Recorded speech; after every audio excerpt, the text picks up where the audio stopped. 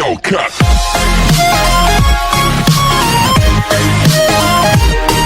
Hello guys, एक बार फिर से आप सबका स्वागत है आपका अपना चैनल डीके ट्यूटर पे। गाइस, आज मैं आपके लिए लेकर आया हूँ पोयम नंबर 4 समय की पहचान, जिसके रचयिता है सियाराम चरण गुप्त जी। गाइस, आज के इस पोयम में हम जानेंगे कि सियाराम चरण गुप्त जी ने लोगों को समय के महत्व के बारे में बताया और साथ साथ हमें ये भी बताया कि हमें समय को कभी भी व्यर्थ यानी वेस्ट नहीं करना चाहिए और समय को उन्होंने धन से भी ज्यादा मूल्यवान बताया है। तो चलिए हम बढ़ते हैं हमारे पोयम की तरफ। तो चलिए बढ़ते हैं पहले पंक्ति की ओर। उद्योगी को कहा नहीं सुसमय मिल जाता, समय नष्ट कर कहीं सौख्य कोई भी पाता।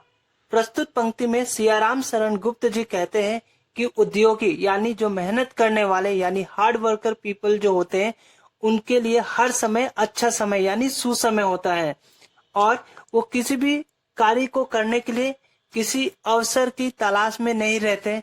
और साथ ही साथ ये भी बताया जा रहा है कि समय को नष्ट करके जीवन में कोई भी व्यक्ति सुख नहीं रह सकता।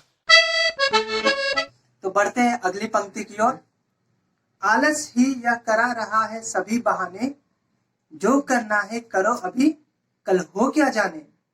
प्रस्तुत पंक्तियों में कवि यह कह रहे हैं कि इंसान जो भी बहाने बनाता है उसका सबसे बड़ा कारण होता है आलस, और इस आलस के कारण ही लोग जो है काम अपना समय पे नहीं करते और अलग अलग बहाने यानी कि एक्सक्यूजेस देते। उदाहरण के लिए हम कह सकते हैं कि अगर हम किसी बच्चे को कोई होमवर्क करके आने के लिए कहते हैं तो नेक्स्ट डे जब भी वो स्कूल में आता है तो हमको तरह तरह के एक्सक्यूजेस देते हैं, जैसे कि मेरा कॉपी खत्म हो गया था, या फिर मैं गांव गया था, या मैं बीमार था।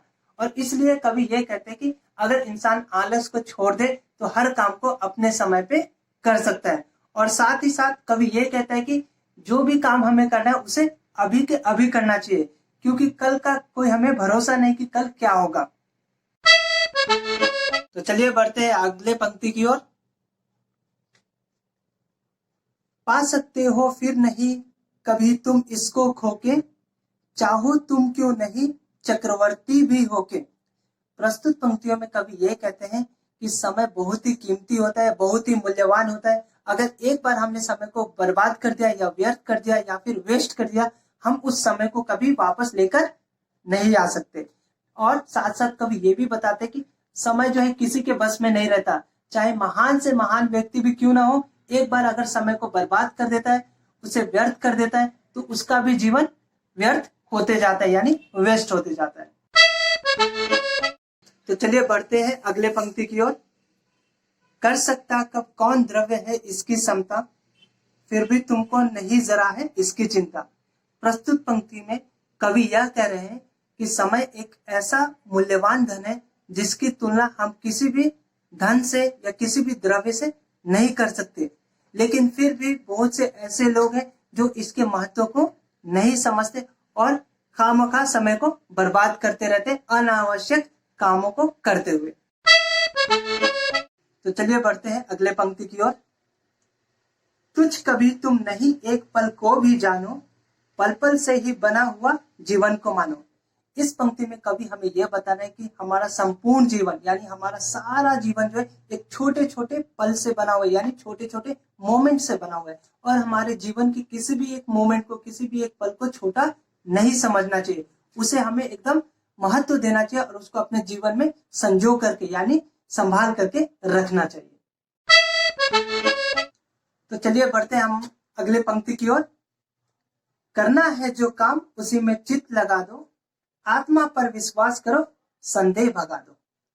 इस पंक्ति में कवि ने यह बताया है कि हमें जो काम करना है उसे मन लगा के करना चाहिए और जीवन में जिस काम को हम करने जा रहे हैं उस पे कभी हमें खुद पे संदेह यानी अपने खुद पे हमें डाउट नहीं रखना चाहिए और कॉन्फिडेंट होके एकदम आत्मविश्वास के साथ किसी भी काम को करना चाहिए अपने आप को सफल बनाने के लिए।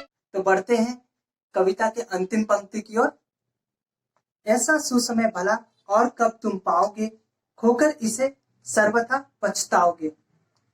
कविता के इस अंतिम पंक्ति की व्याख्या करते हुए कवि हमें ये बता रहे हैं कि ऐसा सुसमय यानी ऐसा अच्छा समय जो है हमें जिंदगी में और कब मिलेगा और अगर हमने जो भी हमारे जीवन का सबसे अच्छा पल है, अगर हम उसे बिना कुछ किए, बिना कुछ अच्छे काम किए हुए अगर उसे गवाएंगे तो जीवन पर हमें पछताना पड़ सकता है। तो जैसा कि हमने देखा इस कविता के माध्यम से सियाराम शरण गुप्त जी ने मानव को समय के महत्व को समझाते हुए ये बताया कि समय जो है बहुत ही एक मूल्यवान वस्तु है जिसको हम किसी भी धन या फिर पैसे से तुलना नहीं कर सकते। और साथ साथ ये भी बताया हमें जो काम हमें करना है उसे हमें अभी करना चाहिए, हमें कभी कल के ऊपर नहीं छोड़ना चाहिए और बेकार की चीजों में हमें अपने समय को नहीं गंवाना चाहिए।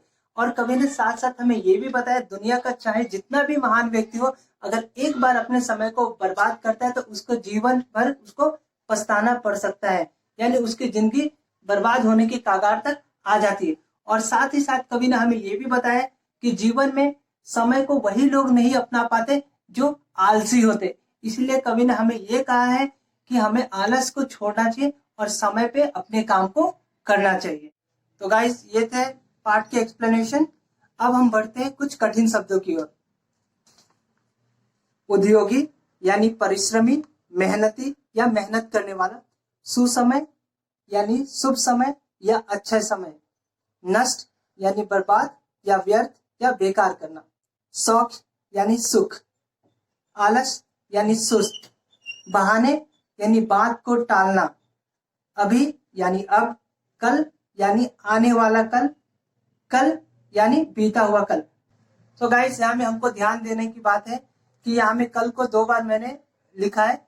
एक कल यानी बीता हुआ कल और एक कल यानी आने वाला कल। यानी इसमें एक कल जिसका अर्थ है कि आने वाला कल यानी ये फ्यूचर को दिखाता है और एक कल जो बीता हुआ कल यानी ये पास्ट के बारे में बताता है। फिर यानी दोबारा। खोके यानी बोलकर।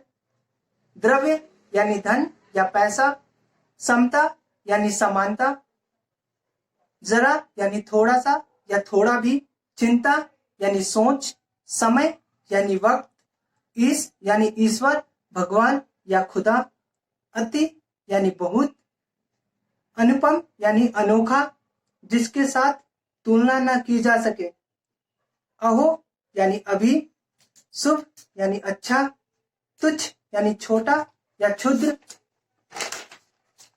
पल पल यानी लम्हा या वक्त। काम यानी कार्य। चित्त यानी मन या ध्यान। आत्मा यानी रूह। विश्वास यानी भरोसा। संदेह यानी शंका या भरोसा न करना। भगा देना यानी हटा देना। सुसमय यानी अच्छा समय। पाना यानी मिलना। पीछे यानी बाद में या फिर अंत में। इसे यानी इसको। सर्वथा यानी सदा या हमेशा या सदैव। पछताओगे यानी एहसास होना। सो गाइस हमने डिस्कस किया समय की पहचान कविता के एक्सप्लेनेशन और साथ ही साथ कुछ कठिन शब्दों को। गाइस मैं अब आपके साथ मिलूंगा न्यू वीडियो में इसी कविता के Q&A के साथ। तब तक के लिए stay home, stay safe, good bye.